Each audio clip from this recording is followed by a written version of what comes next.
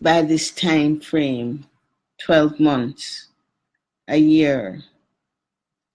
And I find that this year, 2017, we've mourned so much. We've mourned loss, personal loss of family, of health. We've mourned the loss of islands, of roads. We've mourned the loss of people collectively as we've gone through hurricanes. We've watched all these mass shootings. We've gone through so much and we have mourned so much. And these tragedies affect our mood as individuals. It also affects the national mood. And even though some of us say there's no such thing as a national mood, I find that we tend to be united in horror, and that's what we focus on. Oh, did you hear about this? And so just died. And did you hear about that shooting? And in all of this, we tend to forget the good moments as we glamorize these moments of trauma, the images of scandal, of decay, of threats. I really don't think this is a natural course. I think sometimes we think by dealing with this horror, we're trying to make it smaller, we're trying to make it more manageable, and we joke about it. But for many of us, as we come closer and closer to the end of the year, the end of this arbitrary period of time of these 12 months, as we come closer to Thanksgiving or Christmas, so many of us are feeling as if we don't belong. We're feeling as if we're just stumbling along, as if we're not guided, as if we're living in a world that's built on myths and illusions.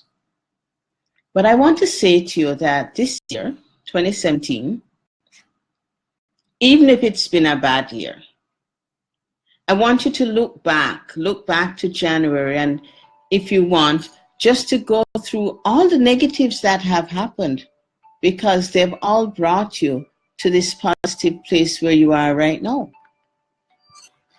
Because at this point, you're here in this space, in this time. You are still alive.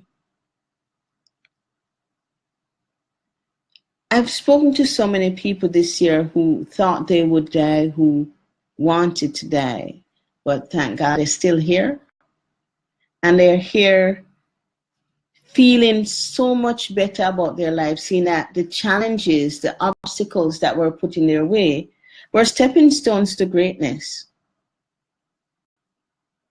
I want you to think about that the challenges you're going through right now, this heaviness that you're feeling, one of my clients calls it this brain fog. This time when family that has ignored you for the whole year or has been stabbing you in the back, has been speaking negatively, decide to invite themselves over to your house for Thanksgiving. And you're angry. And that's fine. But this is the time that you step into your own light. You put your foot down and you say, no, this is my year. This is my time. And all the struggles I've been going through have taken me to a place where I'm strong enough to stand up to you, to stand up for myself, and determine what is good for me in this time. Can you do that? And it's fine if you want to cry. It's good. Grieving is good. You need to grieve and to let go and to acknowledge that people hurt us. I want us to stop feeling that we can do it on our own, that we're oh so strong, because that's not true. So I advise you to go through that grieving process. But as you go through that grieving process, find the people who can support you. As so many people now are thinking about, talking about family, and feeling alone while they're with family, I invite you to redefine who or what family is. Blood does not really make family. So make the choice of who your family is and stand in that strength of those people who truly love you and support you. Acknowledge them as family and invite them into your space. But also I want to say to you to establish boundaries and be very clear on the boundaries that you establish so that you do not let the pain in. You do not accept those negative people into your life because you're standing firm. You've been through so much. You are so strong. You've come to almost the end of these 12 months. You are strong. And remind yourself of your own strength. This year, there have been a lot of deaths that has touched me personally, that has touched the community in which I reside, one of those being Corporal Smith. And I spoke to this gentleman, beautiful, beautiful gentleman. I spoke to him maybe 10 minutes before he died. He died on a Friday. And on the Saturday, I was just discombobulated. And I didn't know why. I couldn't figure out why I didn't want to walk. I didn't want to eat. But on Saturday morning, I said to myself, this is ridiculous. And I got up, I did my hour's walk. And in that process of doing a daily ritual, simple thing as walking, it occurred to me that what I was doing was grieving. That although he was not an intimate friend, not a very close, he's somebody I'd worked with in community, that his death had hurt. And I allowed myself in that space and that time to grieve, to let go, to realize that his departure in this world has made a difference in my life, but also to acknowledge that I do not need to be sad because he's gone, because I know he's a good person and that he has transitioned to a better life. And so why am I weeping and mourning? Instead of just being grateful that he blessed and touched my life, as he did so many of those of us in the Mandeville area, so many of the high school children. And last week, we held a memorial for him, and it was so beautiful to see so many people, public, come out and just give thanks for life. And so I invite you to go through that grieving period, but as you grieve, remember the positives. Remember what that individual has contributed to this world and why it is that you miss them. Remember the good and know as fact that they have transitioned to a better place because they were good in this life. But as we do that, I know it is painful. I cannot tell you that it will be easy. That's not what I'm saying. What I'm saying to you is today, your life matters. The life of the loved one you've missed matters. And as I speak of grieving, some of us are grieving health. As you'd know, I spent Heroes Day and a couple other days, and I'll be doing it again, working with people who are survivors of cancer, various types, both men and women. And I had the privilege of working with 31 of them the other day.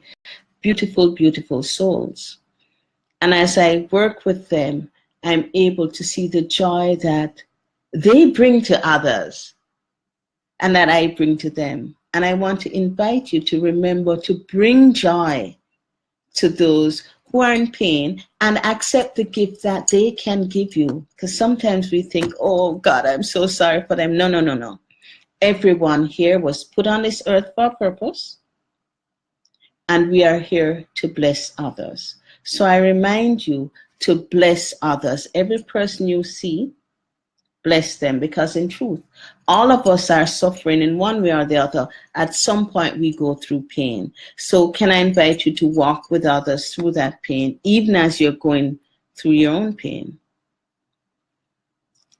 And to bring this all together, I will be doing a weekend retreat in Sligoville, December 8th. So if you're interested, just hit me up on Facebook, where we can look at this process of grieving, look at this process of letting go, look at this process of accepting. So that in the spot where you're feeling lost, you're feeling alone, you're feeling confused, to know that this is normal, to know that you're not the only one who is going through this. For those of us feeling so angry at family at this time, for those of us who are feeling a little bit depressed, and those of us who are feeling really pressured as it comes to the end of the year by family, by job, by ourselves, because we haven't met our own expectations, I invite you to come and journey with us on December 8th, where we'll look at the year and the years of your life through different lenses. And we'll look at how beautiful you are. We'll look at the gifts that you have given to this earth and acknowledge all the people that you've touched, and also to acknowledge the people who have touched you, and look at how we move forward collectively together in a better space, as a better person. I want to say how we are able to raise our vibration so that when people see us, we are reflecting the joy and the beauty of who we were meant to be. I invite you to let go of the terror, to let go of the pain. I invite you to say, yes, it has been a hard, difficult year, but it's okay. I invite you to say, yes, I'm not perfect, but I'm human. Humans were never meant to be perfect. It's been hard. I've done my best. And I will continue walking into my greatness, walking into my life, knowing that I am awesome. And in 2018, I know I'm going to see you around, and there's going to be more of you. And you'll find that this year, which you thought was so difficult, was just preparing you for the awesomeness into which you're walking in 2018. So have a fantastic evening. I look forward to seeing many of you with me on December 8th. Just hit me up on Facebook, where we'll look at letting go of our past, letting go of the challenges, reframing the issues that we've been faced with, looking at how to speak to our family, but more importantly, how to speak to ourselves so that we acknowledge our own greatness, where we look at the fact that you are so precious, you are so rare. And I know that all of you online, Kingsley, Little British, Cassandra, I know that you agree with me. You are so awesome, you're so beautiful. And the weekend is going to be about acknowledge that and bringing that forth. So as you walk into 2018, you're walking into a much, much better life. And I don't care if you lost your job, you lost your health, it's just preparing you for something better. You are a fighter. And I encourage you to continue that fight.